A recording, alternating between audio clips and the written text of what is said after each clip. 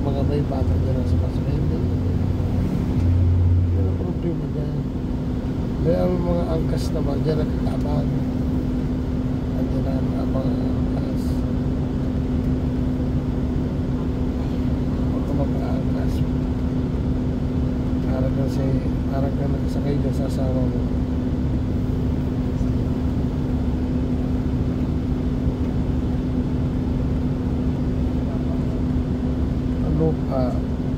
Ano pa taksi?